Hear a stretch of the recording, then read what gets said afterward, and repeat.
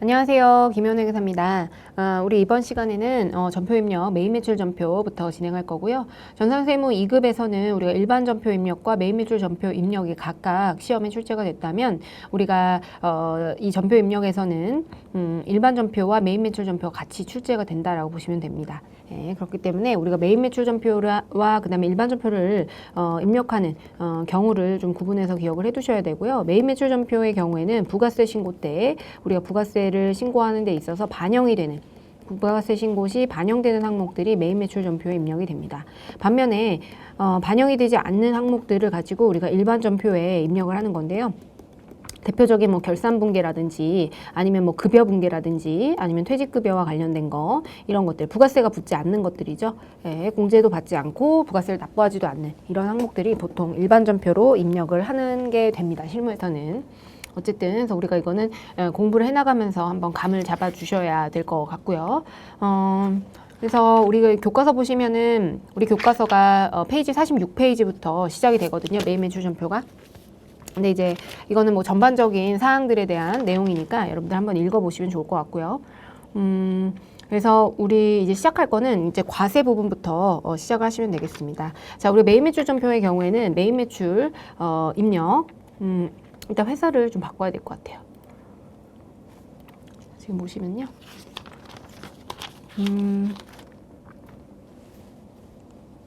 네, 메인 매출 같은 경우에는 이제 우리가 회사를 좀 변경을 할 거고요. 1002번 매출 매입, 주식회사 매출 매입으로 들어가시면 되겠고, 메인 매출 전표 입력, 여기 메뉴를 활용하게 될 겁니다. 그러면 우리는 지금 여기 보시면 매출 유형, 부가세 유형 중에서 매출과 매입에 반영되는 그 항목들을 바로 메인 매출 전표에 입력을 하시게 되는 거고요. 각각의 항목들, 11번부터 우리가 지금 60번까지 항목들을 공부를 하게 됩니다. 그래서 우리가 10번대와 20번대 지금 보시게 되면 이건 매출에 해당이 되고요. 50번대와 60번대는 매입에 해당된다는 거 그거 구분을 해서 기억을 해두셔야 됩니다. 그래서 메인 매출 전표는 이렇게 입력이 되고 유형과 그다음에 품목, 수량, 단가, 공급가액, 부가세 중요한 건 유형과요. 공급가액, 부가세 그리고 거래처 코드 그리고 전자인지 아니면 수기인지 그다음에 분계를 입력하는 것까지 가 우리가 득점에 활용이 된다라고 보시면 되겠습니다. 그래서 이제 교재를 한번 보시게 되면요. 우리는 이제 페이지 51페이지부터 진행을 하시면 될 것 같아요. 그래서 그렇고요. 우리가 이때도 메인 매출 전표를 입력을 할 때 분계가 굉장히 어렵게 나와요. 우리가 메인 매출 전표의 이 위의 항목들 유형을 선택하는 것은 크게 어렵지 않거든요. 그런데 이제 우리가 전산세무 1급에서는 분계가 전산세무의 2급에서 좀 어려웠다 하는 항목들, 그런 항목들이 집중적으로 출제가 됩니다. 그래서 일반적인 그냥 제품 매출, 과세 매출 같은 경우에도 우리가 세금계산서를 발행을 하는 경우인데 세금계산서는 과세거래에 대해서는 과세거래에서 이제 의무적으로 발행을 해야 됩니다. 세금계산서를. 근데 이 과세거래가 우리가 이제 주요 매출과 관련되어 있는 주요한 영업활동과 관련되어 있는 뭐 제품의 매출이라든가 뭐 상품의 매출이라든가 이런 것들도 있겠지만 제품, 뭐 상품 그 다음에 용역의 공급과 같은 이런 주요한 영업 활동도 있겠지만 우리가 그 이외에도 매출이 발생하는 경우가 있어요. 이외에 우리가 공급가액에 포함되는 것들이 있겠죠. 그래서 우리가 가지고 있던 고정자산을 넘긴다던가 했을 때 해당 유형자산이 과세 대상에 해당이 되면 그때는 우리가 부가세를 주고받게 되겠죠. 네, 그렇기 때문에 여러분들 우리가 주요한 영업활동, 제품, 상품, 용역의 공급에 아니더라도 어쨌든 과세 대상이 되는 과세 대상 거래에 대해서는 세금계산서를 발행을 해야 되기 때문에 이 거래가 많이 등장을 하게 된다. 예, 그렇고요. 일반적인 우리가 세금계산서가 발행되는 과세 매출 거래에서 과세는 11번. 이거는 매출입니다. 매출이고 우리가 매출자가 입력을 하게 되는 거고요. 이 매출자는 돈을 받은 사람이죠. 세금계산서를 발행한 사람입니다. 돈을 받는 사람이 항상 매출자가 세금계산서를 발행을 하게 되어 있죠. 그래서 반영되는 서식은 부가세 신고서 1번란, 과세표준 명세, 그다음 매출처별 세금계산서 합계표, 메인 매출자 여기에 입력이 된다. 예, 그 정도. 이건 뭐 이것까지 외우실 필요는 없고요. 예, 자연스럽게 아시게 될 거니까 어쨌든 이 11번은 부가세 신고서에 부가세를 납부할 수 있도록 1번란에 반영이 됩니다. 부가세 신고서 1번란이라고 하는 거는 여기 가보시면요. 부가세 신고서에 예를 들어 3월 31일까지 이렇게 조회를 해보시면 이 세금계산서 발급, 이 1번 있잖아요. 세금계산서 발급분 2,200만 원. 이게 우리가 매입 매출 전표에다가 여기에다가 11번으로 입력된 것들이 1월에서 3월분이 모여서 열로 들어오게 되고요. 예, 요 2,200만 원 어떤 상세 내역을 보여주는 게 합계표에 해당이 되겠죠. 네, 그리고 과세표준 같은 경우에는 여기 과표 명세라고 있어요. F4를 눌러보시면 우리 매출 내역이 나오게 되는데 2,200만 원 정도가 여기 나오게 되죠. 여기에 반영된다는 내용입니다. 확인하고 넘어가시면 되겠고요. 자, 그 다음에 넘어가겠습니다. 그럼 문제 한번 풀어보겠습니다. 자, 업무용으로 사용하던 다음의 승용차를 하늘중고차에 500만 원에 처분을 했대요. 네, 500만 원에 처분을 하고 전자세금 계산서를 발행을 했다라는 내용이 나와 있습니다.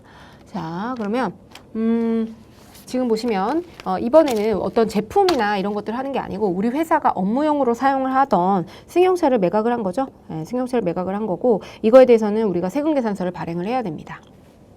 그래서 전자세금계산서를 발행을 했다고 하니까 세금계산서가 전자인지 여부를 반드시 기억을 해두셔야 돼요. 자, 문제 한번 풀어보겠습니다. 매입매출 전표고요. 1월 1일이고 자 11번으로 입력을 하시면 되겠죠. 11번으로 유형을 입력을 해주시고요. 그리고 이제 승용차를 했는데 품목 수량 단가는 뭐 크게 중요하지 않습니다. 공급가액부터가 중요한 거요. 500만 원에 매각을 했으니까 부가세는 부가세 별도라고 나와 있죠. 그래서 50만 원이 별도고 이렇게 처분을 했다고 합니다. 공급처는 어디예요? 하늘중고차에다가 하늘중고차에다가 팔았다고 하니까 중고차를 쳐서 자 이거는 전자세금계산서에 해당되니까 전자여로 체크하셔야 됩니다. 분계는 항상 혼합으로 해서 입력을 해주셔야 돼요. 1급은 특히나 더욱더 우리가 혼합으로 외상이나 뭐 현금이나 이런 거 쓸 수도 있는데 일단 혼합으로 해서 우리가 정확한 분계를 입력해 주는 거. 그리고 여러분들이 꼭 기억을 하셔야 되는 게 우리가 이 부가세 위에 있는 이거는요. 이거는 부가세를 납부하기 위한 거예요. 그래서 우리가 부가세 전표를 입력하는 거 하고요. 그 다음에 우리가 회계 처리하는 거는 일치하지 않습니다. 우리 회계 처리는 일반 기업 회계 기준에 따라서 회계 처리를 하게 되죠.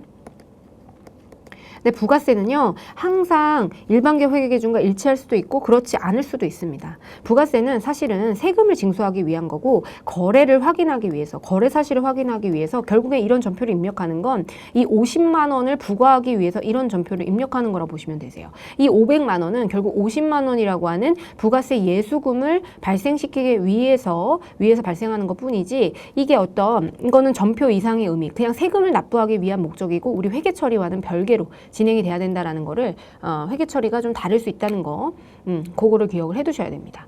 예, 요거는 이제 아마 공부하시면서 이제 이해가 되실 거고요. 제 말씀을 좀 잘 기억을 해두세요. 그래서 일단은 부가세 예수금 50만 원을 징수하기 위한 목적으로 이런 전표를 치는 거라는 거예요.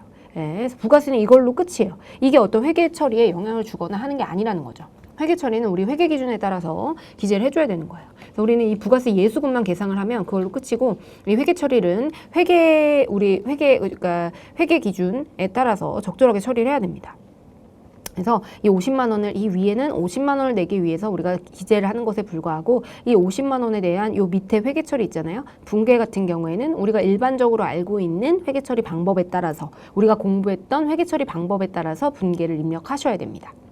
잘 염두에 두세요. 자, 부가세 예수금 50만 원이고요. 자, 우리가 이거를 지금 처분을 한 거잖아요. 그럼 우리 받을 돈은 얼마죠? 500만 원에 부가세를 포함해서 돈을 받아야 되겠죠? 대가를 받아야 되는데요. 그러면 이거는 고정자산의 매각에 해당이 되니까 외상매출금은 아니고 미수금에 해당이 되고요. 우리 미수금은 거래처를 걸어줘야 되겠죠. 하늘중고차에 대한 미수금입니다. 자, 우리가 이렇게 되는데 이 500만 원이 제품 매출이 여기는 항상 세팅이 제품 매출로 돼요. 근데 우리는 제품 매출이 아니고 뭐를 매각한 거예요? 지금 보시면 자, 이 차량을 매각을 한 겁니다. 그러면 우리는 차량의 장부가액을 차량을 주면서 돈을 받은 거예요. 대가를 받은 거죠. 처분 대가를 받은 거죠. 그렇게 되면 그거에 대한 차익이 유형자산 처분이익 또는 유형자산 처분 손실로 이렇게 계산이 돼야 됩니다. 그래서 우리가 언제나 처분 손익은 처분 대가에서 장부가액을 빼면 계산이 된다라고 했고요. 지금 보시면 우리 장부 금액을 주어지고 있어요. 지금 취득일에 취득은 2011년도에 했고 우리가 처분하는 이 1월 1일 시점에 장부가액을 이렇게 줬습니다. 자, 우리가 유형자산의 경우에는 취득가액에서 감가상각 누계액을 차감한 금액이 순장부 금액이 되겠죠. 그래서 그 금액이 550만 원에 해당이 되는데 자, 우리 매각가액은 얼마예요? 매각가액은 순수하게 부가세를 제외한 금액이 500만 원이잖아요. 500만 원이고 우리 장부가액은요? 장부가액은 550만 원에 해당이 됩니다. 그래서 우리 처분손익은 어떻게 돼요? 마이너스 50만 원으로 처분손익이 계상이 된다. 네, 그렇게 보시면 되겠고 분계를 입력해 보겠습니다. 자, 일단은 우리 장부금액에 해당되는 이 승용차를 없애줘야 돼요. 그래서 차량운반부 대변에는 차량운반부 이거 항상 제품 매출로 오는데 제품 매출 외에도 이런 것들이 발생하는 우리 제품 매출 이외에 이 분계가 항상 제품 매출 이외의 거래가 나오게 돼요. 네, 그래서 그게 어려우니까 이런 식으로 출제가 되고요. 자, 우리 차량운반부는 일단 취득가액만큼 없애줘야 되겠죠. 자, 차량운반부고요. 그 다음에 감가상각 누계액은 얼마죠? 1,450만 원인데요. 차량운반부에 대한 감가상각 누계액은 209번이 되겠죠. 바로 다음 번호, 208번 다음 바로 번호가 차량운반부에 대한 감가상각 누계액에 해당이 되고요. 이게 1,450만 원이 되니까 얼마가 생기는 거예요? 유형자산 처분손실. 차액분은 그래서 이 위에 있는 전표를 입력하는 건 어렵지 않은데 밑에 분계가 어렵게 이런 식으로 출제가 됩니다. 그래서 유형자산 처분손실을 인식을 해줘야 된다는 거. 유형자산 처분손실은 결국 우리가 지금 처분대가에서 장부가액을 뺀 금액 50만 원이 처분손실로 계상이 됐다는 거. 네, 그것도 확인하시고요. 같은 패턴입니다. 자, 현재 주식회사 미소물산에 대해서 1월 2일 날 1,000만 원의 단기 차입금을 보유하고 있는데 이 채무는 3월 5일까지 인데 당사가 소유하고 있던 건물과 현금을 지급하고 건물과 현금을 주면서 단기 차입금을 상환하는 거예요. 단기 차입금을 상환하고 세금 계산서를 발급했다. 에듀윌 유료 회원만의 특별한 서비스.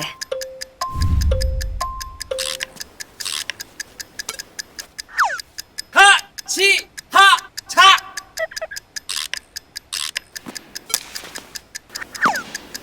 하치하차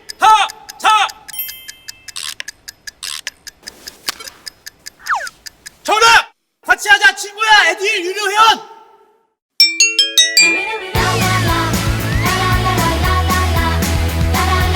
친구 소개하고 현금 받는 혜택. 오직 에듀윌 유료 회원에게만. 에듀윌.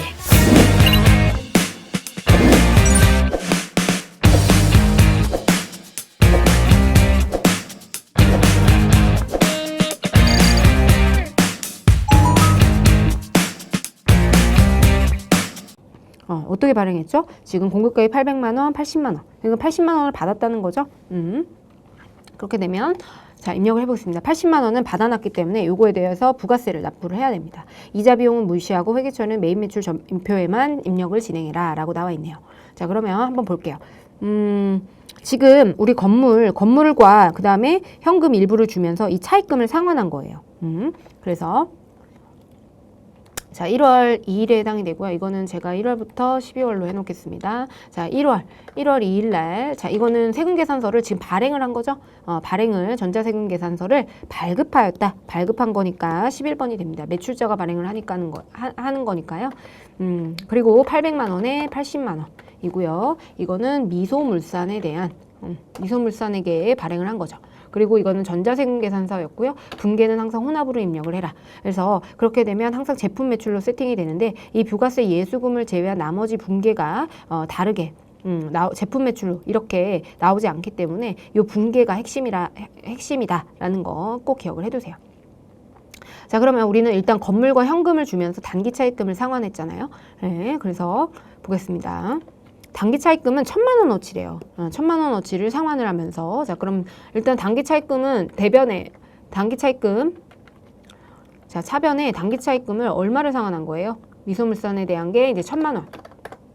거래처 코드도 맞고 그러면서 뭘 넘겼죠? 네, 건물과 현금. 그럼 건물이 1,500만 원. 건물은 202번입니다. 그래서 건물은 장부가액으로 계상이 되어 있을 거니까 취득 원가에서 순장부가액을 만들려면 우리 건물에 대한 감가상각 누계액을 차감해줘야 되겠죠. 그러면 우리가 차변, 대변의 반대편에다가 감가상각 누계액을 기재해줘야 되는데 202번이 아니고 203번으로 입력을 해주게 됩니다. 그러면 그 금액이 얼마냐면 900만 원이죠. 1,500만 원에 이제 900만 원에 해당이 되고요. 그러면서 감가상각 누계액을 갚아주고 그다음에 현금으로 얼마를 지급했대요? 현금으로 120만 원을 지급을 했다고 합니다. 그러면 나머지가 뭐가 될까요? 나머지에 해당되는 금액. 나머지 대변에 해당하는 금액이 바로 유형자산 처분이익에 해당이 되는 거예요. 이게 왜 그렇게 되냐면 여러분들 자 보시게 되면은 자 얘도 지금 재무상태표에 건물이 어떻게 계상되어 있을까요?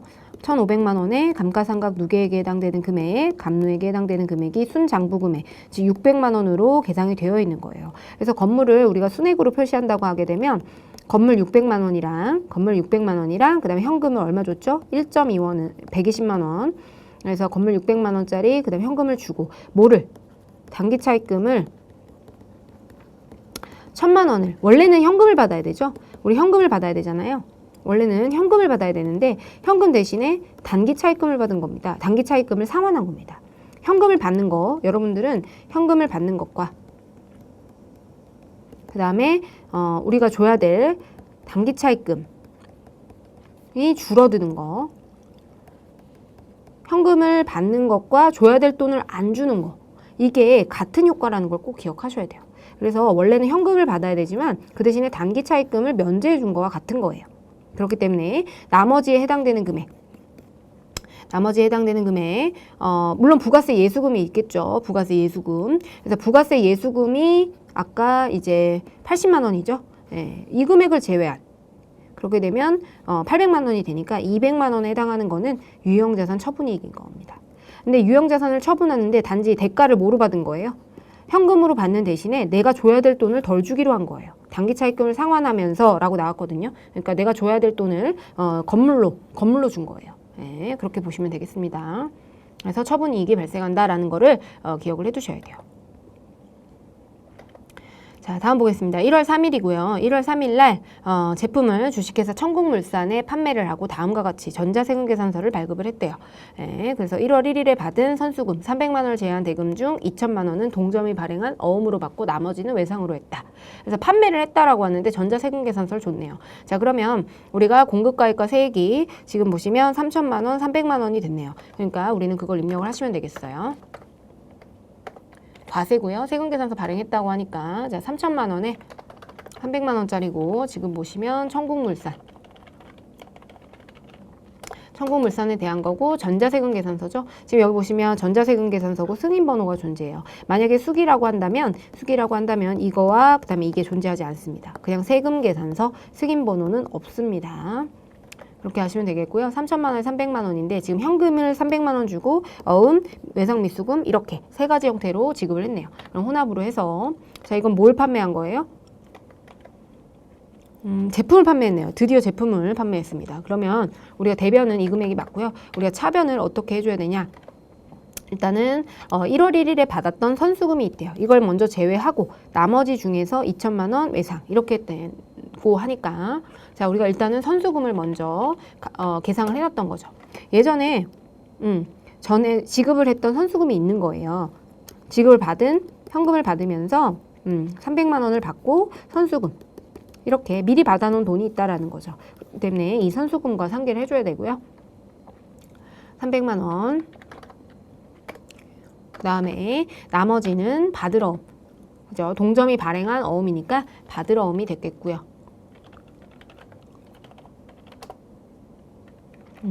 받을 어음으로 이제 2천만 원 그리고 나머지를 외상으로 했다라고 했으니까 지금 보시면 외상 미수금, 외상 매출금이죠. 그래서 외상 매출금 이렇게 해서 분계는 이렇게 선수금, 받으러온 외상 매출금 그리고 모두 다 거래처 코드는 천국물산에 대한 거기 때문에 이렇게 분계를 입력을 하시면 득점이 됩니다. 그리고 1월 3일이네요. 1월 3일 그래서 이렇게 되고요. 세금계산서를 발행하면 52번, 세금계산서 발급을 받게 되면 51번이 됩니다. 우리는 천국물산에 발행했기 때문에 천국물산 입장에서는 지금 51번으로 계상이 되어 있을 거예요, 여러분. 네, 그거 기억을 해두시고요.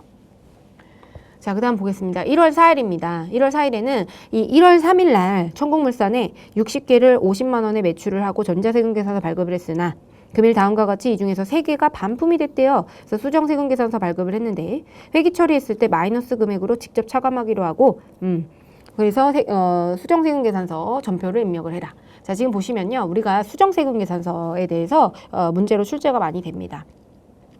수정세금계산서 발급을 하게 되면은 자, 지금 수정세금계산서 이거는 페이지 305페이지 전산세무 1급 이론에 나와 있는 내용이에요. 이거를 이제 적용을 하셔야 되는 거죠. 자, 그러면 환입이 됐다. 자, 공급한 재와 반품이 된 경우에는 환입이 된 날. 그리고 계약의 해제는 해제일.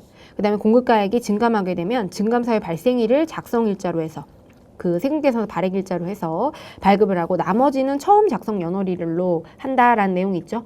여기에는 내국신용장 등이 개설을 했을 때 처음 세금계산서를 마이너스로 표시해서 수정 발급하고 처음 작성한 연월일로 0% 세금계산서 추가 발급한다. 요 내용이 나오게 되거든요. 그래서 요거 우리는 전에 이 작성일자가 환입된 경우, 계약이 해제된 경우, 그다음 공급가액이 증감된 경우 이 3가지 외에는 전부 다 처음에 작성한 연월일을 기준으로 작성일자를 작성한다라고 말씀을 드렸죠. 그래서 시험 문제에서는 이렇게 나오게 됩니다. 4가지를 꼭 반드시 기억을 해두셔야 됩니다. 그래서 처음 작성 연월일을 기재하는 경우 이 환입이 반품이 되거나 해제가 되거나 공급가액이 증감되는 그런 사유가 발생을 하게 되면 사실 이런 사유의 경우에는 이런 사유가 발생하기 전까지는 그걸 절대 예측하지 못해요.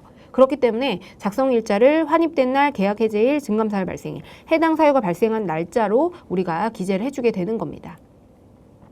그래서 우리가 이론을 공부할 때 적어도 이 3가지는 반드시 기억해야 된다고 제가 말씀을 드린 바 있습니다.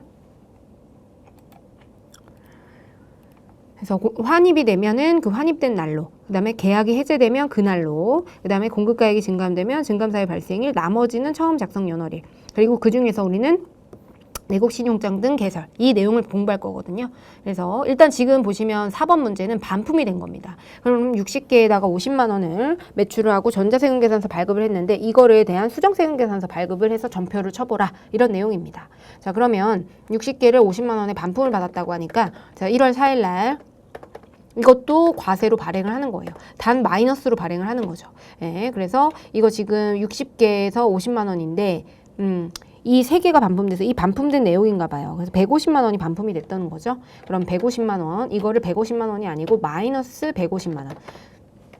그리고 그게 1월 4일 날, 원래는 1월 3일 날 매출했잖아요. 수정세금계산서 발행할 때는 일반적으로 이 1월 3일을 작성일자로 해서, 즉 전표를 1월 3일로 기재를 해줘야 되는데 처음 작성 연월일이다 라고 하게 되면 처음에 우리가 매출이 발생했던 이 1월 3일을 기준으로 해서 세금계산서를 입력하는 거를 처음 작성 연월일로 작성한다라는 내용이거든요. 근데 이거는 지금 반품에 해당이 되기 때문에 이 반품 사유가 발생된, 반품이 확정된 1월 4일 날, 1월 4일 날로 해서 전표를 입력을 해주는 겁니다. 그래서 1월 4일로 해서요. 거래처는요. 청국물산이네요. 청국물산에다가 하게 됐는데 전자로 세금계산서, 수정전자 세금계산서를 발행했다고 하니까 전자여 하고 분계를 입력을 하시면 됩니다. 그래서 이건 지금 제품 매출이 마이너스가 된 거니까 이렇게 마이너스를 분계를 입력을 하고요. 나머지에 대해서 우리가 외상매출금으로 해서 165만 원 이렇게 입력을 하게 됩니다. 그래서 재화가 이렇게 반품이 되면 반품된 날짜, 즉 1월 3일이 아니라 당초 세금계산서 발행일인 1월 3일이 아니라 1월 4일로 해서 세금계산서를 마이너스로 발행한다. 왜냐면 그때 반품이 되어야 우리는 확정이 되기 때문에 그때서야 이게 반품이 될지 여부를 확인하는 거예요. 그래서 이렇게 입력한다는 거, 그리고 마이너스 금액이고 이거는 이제 외상으로 매출을 했었다라고 하니까, 그래서 이거는 지금 외상 매출금과 제품 매출 계정 과목에 마이너스로 직접 차감하기로 한다고 나와 있죠. 그렇기 때문에 이렇게 처리를 하시게 됩니다. 자, 다음 보겠습니다. 지금 보시면 1월 5일은요. 주식회사 미소물산에게 작년에 공급했던 제품 매출이 있었는데 이거에 대해서 관련 계약이 해제됐다. 계약의 해제가 나왔네요. 그러면 우리가 원래 당초에 공급했던 날이 아니고 1월 5일 날 해제가 확정된 그 날에 이 1월 5일로 세금계산서를 발행을 해야 되는 겁니다. 그래서 현행 부가세법에 따라서 수정전자 세금계산서를 발급을 했다. 그러니까 계약이 해제됐으니까 계약 해제일에 우리가 수정세금계산서를 발행하게 됩니다. 그래서 전표도 1월 5일 날 입력을 해줘야 되는 거예요. 1월 5일 날 계약이 해제됐고요. 그것도 마이너스 금액만큼 1,000만 원. 그죠? 1,000만 원에 부가세 100만 원. 그렇게 됐고요. 업체는 미소물산입니다. 그래서 미소물산에 해당이 되고 수정 전자세금계산서를 발행을 했고요. 그래서 혼합으로 입력을 하시게 되면은 이것 또한 별다른 얘기가 없으니까 외상 매출금이랑 상기를 해주시면 되겠어요. 작년에 공급했던 거고 지금 당장 뭐 환급을 해줬다 이런 게 아니기 때문에 우리가 받을 돈에서 차감을 하게 되는 겁니다. 그래서 이런 경우에는 자, 외상 매출금으로 처리하시면 되겠습니다.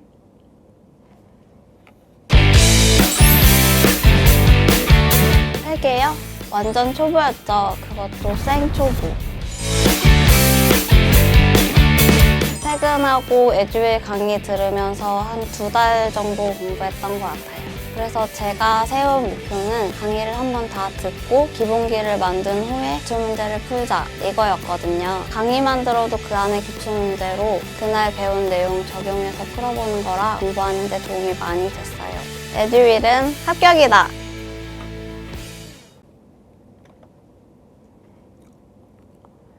다음 보겠습니다. 1월 6일이고요. 작년에 우리가 공급했던 주식회사 화신상사 매출세금계산서 5천에 부가세 별도 외상매출금을 약속한 기일 1월 10일 결제할 경우에는 10%를 할인하기로 했는데 주식회사 화신상사가 매출금 중 할인액을 제외한 잔액을 보통예금 계좌로 입금하였다. 따라서 당사는 부가세법에 따라서 수정 전자세금계산서를 발행하였다. 네, 그래서 수정 전자세금계산서와 관련해서 회계 처리를 하시오라고 했네요. 자, 그러면은 우리가 작년에 공급을 했던 거에 대해서 지금 외상매출금을 약속한 기일 전에 결제를 해가지고 할인이 된 겁니다. 그러면 보통예금이 이제 입금이 됐겠죠. 그렇게 되면 우리가 이 매출 할인의 경우에는 매출 할인은 우리가 매출액에서 차감을 하게 되겠죠. 네, 그렇게 되고요. 이게 바로 증감사유에 의해서 증감사유가 발생한 그 날입니다. 증감사유 발생일. 네, 그래서 우리 3가지 케이스가 있다고 했는데 이 3가지 케이스가 모두 다 나와 있는 거예요. 그래서 이거는 매출에서 차감을 해줘야 되고 외상매출금 받을 금액이 줄어들게 됩니다. 10%만큼. 네, 그렇기 때문에 이 5천만 원의 부가세 별도 여기에 10%에 해당하는 금액이 여기에 10%에 해당하는 500만 원의 금액이 감소하게 되겠죠. 그래서 이걸 마이너스로 끊어야 돼요. 이게 증감사유 발생일. 즉, 요 3가지 케이스가 다 나왔다고 보시면 됩니다. 자, 그러면 1월 6일 날요. 1월 6일 날 500만 원에 50만 원 하게 되고요. 이거는 화신상사에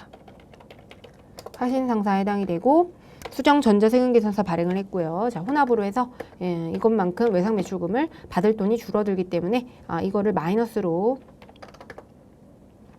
하시게 되면 이렇게 전표도 외상매출금이 차감이 됩니다. 그래서 수정 전자세금계산서에 대한 내용이었습니다. 다음 보겠습니다. 1월 7일입니다. 당사는 주식회사 볼매전자에다가 제품을 판매하는 과정에서 다음과 같은 일부 파손품 등의 문제가 발생했대요. 아래의 내용을 고려해서 매출세금계산서는 한 장으로 전자 발급해서 전송해라. 관련 자료를 입력해라 라고 나왔네요. 자, 보시면요. 1월 3일 날 우리가 제품 900개를 900원에 부가세 별도로 판매하기로 했나 봐요.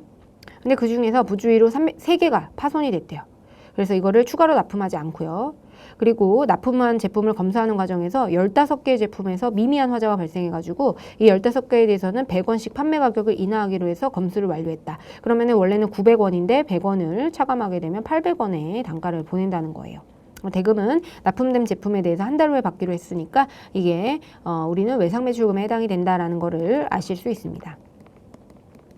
자, 그러면 우리가 매출의 경우에는요. 매출액은 지금 아까 보셔서 아시겠지만 과세표준에 포함하는 거 여기 우리 과세표준에 포함하지 않는 건 뭐가 있어요? 우리 순매출액으로 하게 되는 거잖아요. 그래서 매출액에서 매출 애누리 이건 실제로 돈을 안 받게 되잖아요. 매출 애누리 하자 있는 거 매출 애누리 그 다음에 조기대금 결제 매입 할인 매출 할인 그 다음에 또 반품되는 거 매출 환입이 있잖아요. 이런 것들은 과세표준에서 차감이 됩니다. 그래서 우리 지금 보시면 매출 할인을 어떻게 해줬어요? 마이너스로 끊었잖아요. 그래서 이런 내용인데요. 지금 이제 세금계산서 발급을 해야 되잖아요. 한 장으로 발급해서 전송을 하라고 하니까 지금 900개 중에서 지금 일단 3개는 우리가 돈을 안 받겠죠? 그리고 15개에 대해서는 별도의 수수료를 별도의 그 단가를 적용하니까 여기에다가는 원래 이제 900원이 적용이 되겠고요. 그리고 나머지는 지금 15개 제품에 대해서는 800원의 단가를 적용을 하게 됩니다. 자, 이렇게 적용을 하시게 되면은 우리가 받을 돈이 805, 800. 부가세는 별도입니다. 별도. 왜냐면 900원이 부가세 별도이기 때문에 별도로 처리하시면 되겠습니다. 그러면 1월 7일 분기 한번 해보겠습니다. 1월 7일이고요.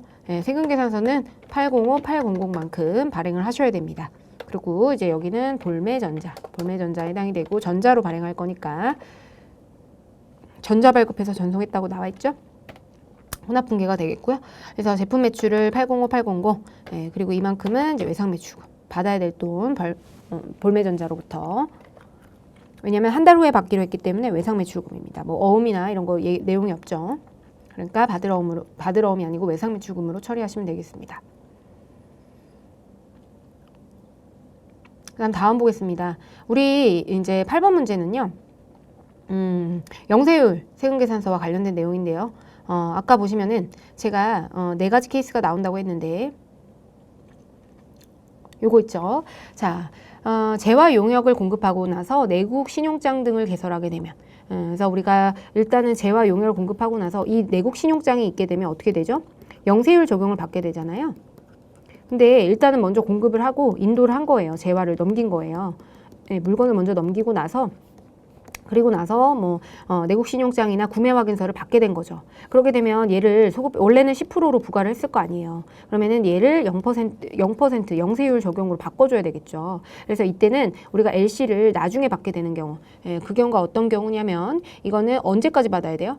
공급 시기가 속하는 과세기간의 종료 후에 과세기간, 제가 예를 들어서 이게 1월 8일 며칠이었다고 가정을 해볼까요? 1월 8일이었다고 가정을 해보게 되면은 이 1월 8일이 속하는 과세기간의 종료가 6월 30일이잖아요. 그 후에 25일 이내, 즉 7월 25일까지만 발급을 받으면요. 발급을 받게 되면 이 LC나 아니면 구매 확인서, 로컬 LC 구매 확인서, 내국 신용장 구매 확인서를 발급을 받으면 그때는 요거에 대해서 수정 세금 계산서를 발행을 하게 됩니다.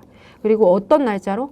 예를 들어 7월 24일 날 내국 신용장을 받게 됐다고 했을 때 이 날짜에 발행을 하는 게 아니고요. 이 1월 8일로, 그러니까 처음 작성했던 연월일로 해서 세금계산서를 수정으로 발행하는 거예요. 그럼 처음에 우리 10%로 발행했던 거를 마이너스를 끊고 0%로 다시 발행을 하는 겁니다.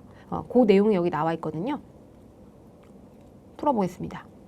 당사는 1월 8일에 한강무역에 1,000만 원 부가세 별도로 외상 판매를 했대요. 그럼 우리는 그때 1,000만 원에 100만 원으로 해서 세금계산서를 발행을 했겠죠. 근데 한강무역에 대해서 외국 은행장으로부터 3월 8일에, 그러니까 원래 7월 25일까지만 받으면 되는데 미리 받았네요. 외화 획득용 구매 확인서를 발급받아서 당사에 제출했다. 이건 뭐죠? 영세율을 적용해 주라는 거예요. 뒤늦게라도 받아왔으니까 언제까지? 지금 1월 8일이 속하는 과세기간의 종료일로부터 25일 이내, 즉 7월 25일까지 발급을 받으면 영세율을 적용받을 수 있다는 겁니다. 그래서 이와 관련된 추가로 발행된 수정세금계산서에 대한 회계 처리를 1월 8일 날 해라라고 나와 있어요. 자, 그러면 분기를 한번 해보도록 하겠습니다. 그러면 자, 1월 8일에는 원래는 우리가 1,000만 원에 100만 원으로 해서 세금계산서 발행을 했었겠죠? 그럼 우리는 어떻게 해줘야 돼요? 이거를 마이너스를 끊어줘야 되겠죠. 그래서 한강무역에 대해서 전자로 세금계산서를 끊고요. 그럼 외상매출금 이렇게 되고요. 그리고 나서 1월 8일 날 같은 날짜로 어떻게 해야 되죠? 지금 보시면 영세율 세금 계산서를 발행해야 됩니다. 그럼 여기 보시면 여기 밑에 있는 12번 있죠. 영세율 세금 계산서 12번으로 해서 1,000만 원 이렇게 하게 되고요. 한강무역이고 전자로 발행을 하게 됩니다. 그리고 이거는 내국 신용장에 의한 거래이기 때문에 영세율을 내국 3번으로 코드를 걸고요. 혼합으로 해서 이것만큼 우리는 외상매출금을 받을 권리가 있다. 이렇게 외상매출금 이렇게 하시면 됩니다. 그래서 우리가 만약에 이렇게 되면은 기존에 1,000만 원에 100만 원을 발행을 해놨었고 우리가 이렇게 내국 신용장을 추후에 발급받는 경우 공급 시기가 인도하고 나서잖아요. 그래서 제품을 판매하고 인도 시기가 1월 8일에 공급을 한 거죠. 이게 공급 시기인데 이 공급 시기가 지나고 나서 그 해당 공급 시기가 속하는 과세 기간이 6월 30일까지잖아요. 거기에 25일 이내에 발급을 받은 3월 8일에 발급받은 거는 구매 확인서가 있기 때문에 영세율을 적용해줘야 되니까 당초 세금계산서 수정을 하고 1월 8일 날 발행을 했었으니까 이때를 수정해서 마이너스를 끊고 영세율을 다시 발행하는 거 요게 기억을 하시면 되겠습니다. 이렇게 전표를 두 줄로 입력을 해야 된다는 거 기억을 해두시고요. 자, 9번 보겠습니다. 자, 1월 9일이고요. 1월 9일 날 주식회사 볼매전자의 제품 300만 원 부가세 별도로 1월 25일에 인도하기로 계약을 체결했대요. 그런데 계약일인 1월 9일에 돈 거래 대금을 보통예금으로 받고 이에 대한 전자세금 계산서를 발급했다. 이거 뭐죠? 이거 선발급이죠. 선발급. 네. 그래서 우리가 인도를 하고 나서 제품을 인도하고 나서 그 다음에 발급을 하게 되면 그거는 우리가 후발급이라고 하고요. 이 케이스는 어떤 거예요? 나중에 인도를 하잖아요. 나중에 인도를 해서 이때가 공급 시기예요. 공급 시기인데 대가를 받으면서 세금계산서를 발급을 하게 되면 이건 뭐죠? 네, 선발급에 해당이 됩니다. 선발급에 해당이 되지만 이때를 공급 시기로 본다. 인도를 할 때가 원래 공급 시기인데 이게 아니고 대가를 받고 세금계산서 발급을 하는 경우에는 그때는 이때가 공급 시기가 된다라고 하는 규정을 전에 배운 적이 있습니다.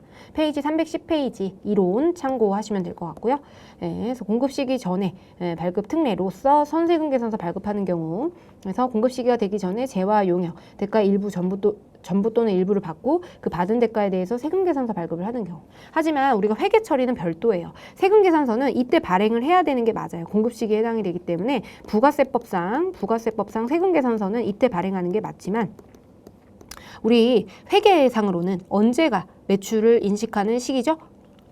이때가 매출을 인식하는 시기예요. 그래서 이때 매출을 인식을 해줘야 되는 거예요. 그러니까 분계는 달라진다는 걸 기억을 해두셔야 됩니다. 그래서 이거를 우리는 선수금으로 처리를 하고 그 대신에 우리가 부가세법상 공급 시기에 해당이 돼서 세금계산서 발급을 해야 되기 때문에 대가를 받는 시점에 우리 이거는 선수금으로 처리를 해준다.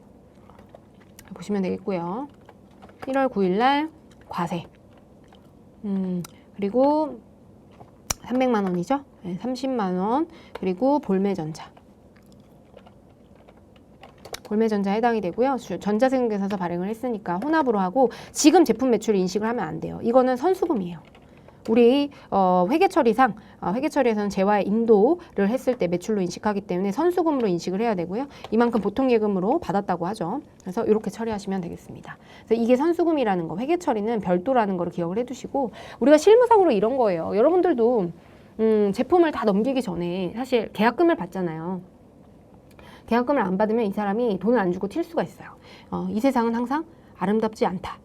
약속은 지키지 않는다. 라는 가정하에 문제들을 푸셔야 돼요. 그래서 우리가 아무리 약속을 해도 우리가 사람이 다 이제 돈 받으면 우리 들어갈 때랑 나올 때 다르듯이 이때 이제 재화를 다 인도했어요. 제품을 다 넘기고 나면 갑자기 사람이 없어져요. 전화를 차단하기 시작합니다.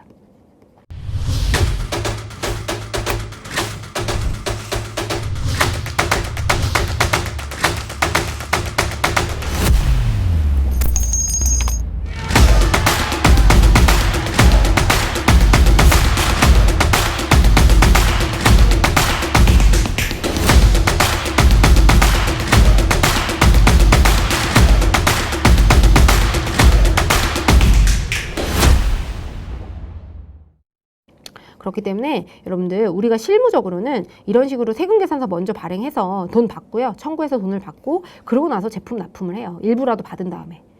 그래서 이거는 이제 부가세법하고 여러분들 부가세법 회계처리는 별도예요.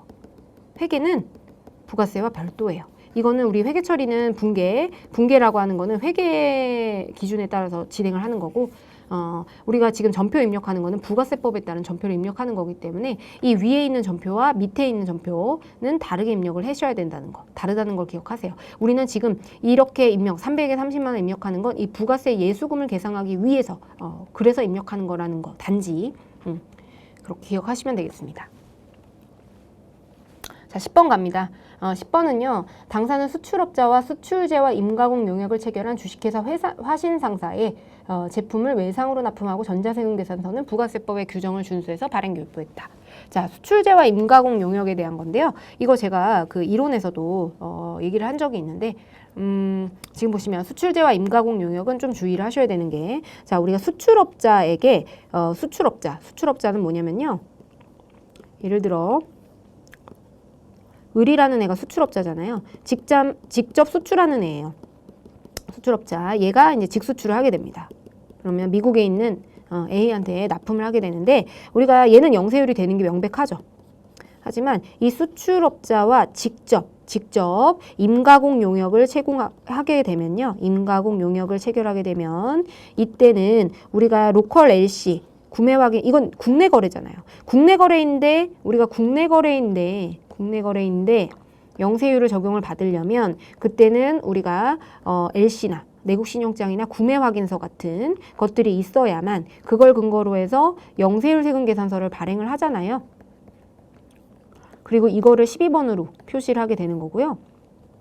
을이 A한테 매출하는 거는, 요거는 해외로 가는 거는 우리가 0% 적용이 되는데 LC 이런 건 필요 없어요. LC는 필요 없고 이걸 그래서 우리는 16번 수출이라고 하는 전표로 입력을 하게 됩니다. 왜냐면 이거 해외에다가는 세금계산서 발행을 할 수가 없어요. 영세율 세금계산서 발행하고 싶어도 우리가 해외 사업자들도 우리처럼 부가세법 구조가 동일하게 되어 있는 게 아니거든요. 사업자 번호가 없어요. 국세청에서 관리도 못하고요.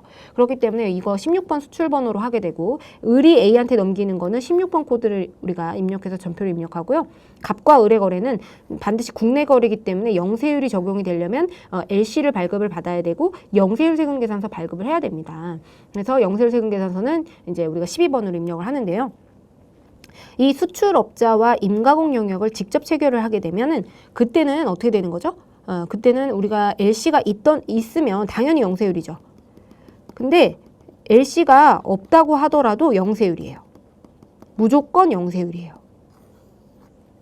근데 만약에 내가 10%로 바보같이 발행을 한 거예요. 그렇게 되면은 그때는 10% 적용을 합니다.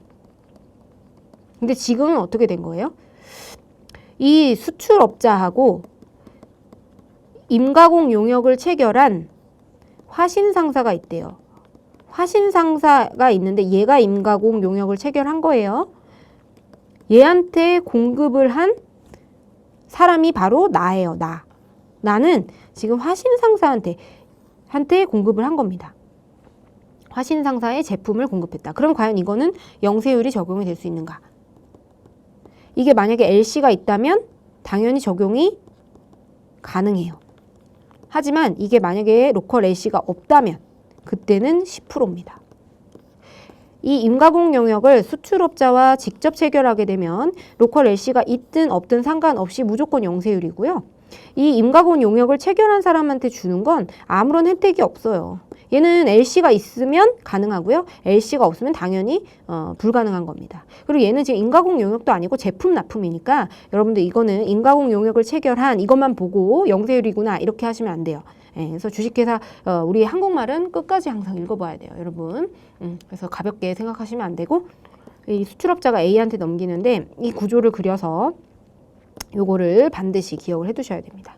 그래서 지금 주식회사 화신상사한테 주는 거는 아무런 의미가 없고요. 10%로 부가세 세금계산서 발행을 해야 된다라고 하는 게 결론입니다. 그리고 외상으로 납품하고 전자세금계산서는 부가세법 규정을 준수해서 발행교부했다. 이건 헷갈리라고 난 문제이기 때문에 수출 임가공 용역에 의해서 재화를 공급하게 되면 이 수출업자랑 직접 계약을 해야지 영세율이 적용이 된다. 그 이외의 임가공 용역은 로컬 LC 같은 게 있지 않는 한은 영세율 적용이 되지 않습니다. 혜택을 줄 필요가 없어요. 국내 거래이기 때문에. 자, 그러면 1월 10일 날은 세금계산서를 그냥 원래 이거는 이제 판단의 문제. 그러니까 1급은 다 이런 식이에요. 우리가 그러니까 전표의 난이도, 분계의 난이도도 있지만 어떤 판단을 하게끔 하는 문제들이 많이 출제가 되거든요. 그래서 여러분들이 좀 고민을 해서 함정에 빠지지 않도록 훈련을 하셔야 돼요. 그래서 이제 혼합으로 하고 제품 매출이고요. 그리고 외상 매출금으로 화신상사 5,500만 원 이렇게 분계를 입력하시면 되겠습니다. 자, 11번 보겠습니다. 자, 11번은요. 국고보조금에 의해서 취득한 다음에 기계장치가 노후화가 됐대요. 그러면 주식회사 빛나랜드의 외상으로 처분하고 얼마에? 1,500만 원에. 그럼 세금계산서 발행해야 되겠죠? 그리고 전자세금계산서를 교부했다. 처분된 기계장치는 취득 후 감가상각을 전혀 하지 않았다라는 겁니다. 그러면 우리가 지금 보시면 기계장치와 국고보조금이 있는데 국고보조금은 자산의 차감 항목이에요. 그럼 우리 기계장치의 순장부 금액은 얼마가 될까요? 6천에서 2,200을 빼면은 3,800만 원이 우리 기계장치의 순장부 금액이 되겠네요. 그죠? 순장부 금액이 될 거고, 그럼 매각대금이 1,500만 원이니까 우리가 처분대가에서 장부 금액을 빼게 되면 우리의 처분 손익은 얼마가 돼야 돼요? 2,300만 원이 처분 손실로 인식이 되겠네요. 그죠? 이렇겠구나라는 걸 보시고 가시면 되겠습니다. 그러면 자, 한번 볼게요.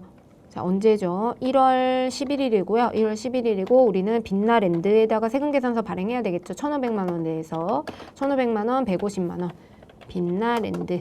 그리고 전자세금계산서로 발행했고요. 그다음 분계는 혼합으로 하셔야 됩니다. 반드시요. 그리고 기계장치를 매각했으니까 얼마죠?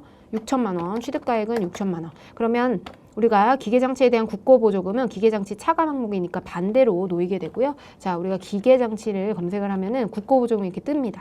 그러면 국고보조금, 기계장치에 대한 국고보조금이니까 국고보조금에 해당되는 2,200만 원을 이렇게 입력을 해줍니다. 그리고 나서 우리가 얼마를 받아야 되죠? 얼마를 받아야 되냐면 외상으로 했대요. 그래서 외상매출금 쓰면 되나요? 안 되죠. 기계장치이기 때문에 미수금을 써야 된다. 120을 써야 된다라는 거를 반드시 기억을 하시고 1,650만 원 부가세 포함해서 받아야 되겠죠. 그리고 나서 나머지가 뭐예요? 나머지가 유형자산 처분 손실이 되겠네요. 그러면 2,300만 원. 자, 우리 아까 계산했던 이 2,300만 원이 그대로 나오죠. 그래서 여러분들 이런 거는 반드시 다시 한번 검열을 해보시고요. 특히 이 미수금 같은 경우에는 돈을 받을 때는 우리가 대금을 받을 땐 부가세를 당연히 포함해서 받아야 돼요. 물론 지금 1,000만 원에다가 150만 원을 받고 이만큼은 어떡하죠? 세무서에다 납부해야 되죠? 내 돈이 아니에요. 150만 원만큼. 1,650만 원 중에 150만 원은 세무서에 낼 거니까 이렇게 받아서 납부하셔야 됩니다. 받아서 납부. 아시겠죠? 마지막 문제예요. 자, 보겠습니다. 1월 12일에 회사는 주식회사 바른정비와 제품 공급계약을 체결했대요. 공급가액은 3억에 3천만 원이고요. 대금은 지급 약정일에 현금으로 수령했고 해당 제품의 공급과 관련해서 부가세법에 따라 정상적으로 전자세금계산서를 발행해서 교부했다. 2020년에 발행된 전자세금계산서 이거겠네요. 회계 처리를 하라라고 나왔는데요. 자, 이걸 보시면 어떤 걸 판단하셔야 돼요, 여러분? 계약금, 중도금, 잔금. 지금 어떻게 되죠? 대가를 3회 이상, 3회 이상 나눠서 대가를 지급을 하고요. 그리고 나서 인도를 하는 거죠. 제품 공급 계약을 체결했는데 지금 아직 제품이 넘어가지 않은 거예요. 그죠? 그래서 이렇게 대가가 만약에 높은 경우에는 이거 지금 얼마짜리예요? 엄청 비싸네요. 그죠?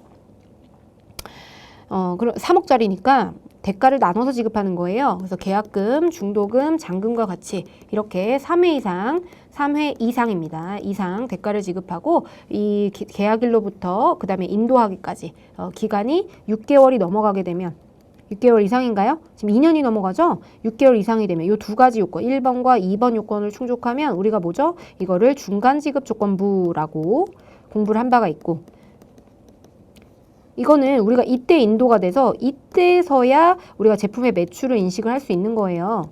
하지만 이 중도에 받을 때 돈을 받을 때마다 뭘 발행해야 되죠? 우리는 회수기일 도래기준이라고 해서 도래기준 세금계산서 발급 시기는요. 공급 시기는 대가의 각 부분을 받기로 한 때.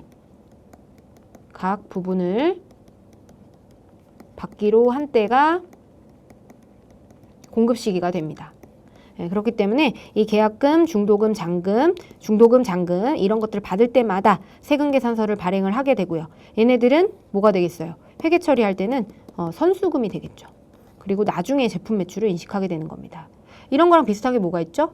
우리 장기할부 판매, 그리고 중간지급 조건부, 완성도 기준, 그 다음 전력이나 그 밖에 공급 단위를 구획할 수 없는 재화를 계속적으로 공급하는 경우 장기할부 판매는 어떻게 되죠? 얘는 먼저 인도를 하고 나서 대금을 나눠서 지급하는 거예요. 그래서 인도일의 다음 날로부터 그죠? 1년 이상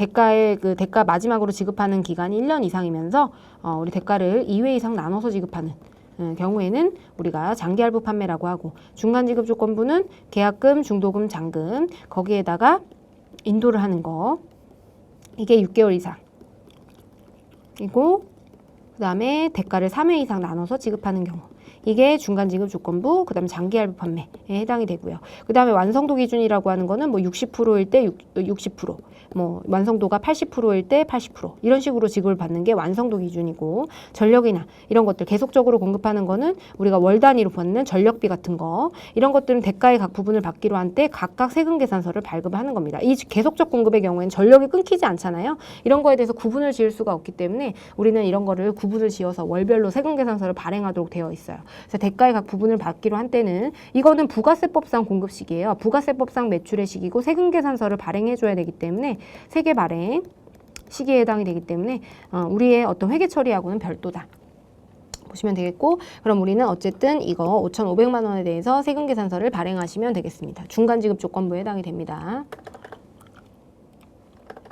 그러면 1월 12일 날 1월 12일이고요. 세금 계산서 발행을 해야 되는데, 공급가에 5천만 원, 500만 원, 그거에다가 이제 바른 정비에다가 전자로 발행을 했고요. 역시나 혼합 분계를 입력을 하시고요. 그리고 나서 이제 제품 매출을 지금 인식하는 게 아니고요. 회계상으로는 어쨌든 재화가 인도돼야, 해당 기계 장치가 인도가 돼야 되기 때문에 이거는 선수금으로 처리를 하게 됩니다. 그리고 나서 이제 부가세 이 500만 원을 납부하게 하기 위해서 그런 거예요. 그리고 대가를 미리 받기 위해서. 그래서 현금으로 대금을 받았다고 하니까 이렇게 보시면 되겠습니다. 그래서 이 앞으로도 이제 적용이 되는 이 중도금과 이 중도금의 경우에도 다 선수금으로 처리가 되다가 이 잔금 치고, 그 다음에 이 제품을 공급을 하는 그 시점에 그때서야 제품 매출을 비로소 인식할 수 있는 겁니다, 여러분. 그래서 이렇게 기억을 해서 문제를 푸시면 되겠습니다. 네, 이번 시간 여기서 마치도록 하겠습니다. 고생하셨습니다. 감사합니다.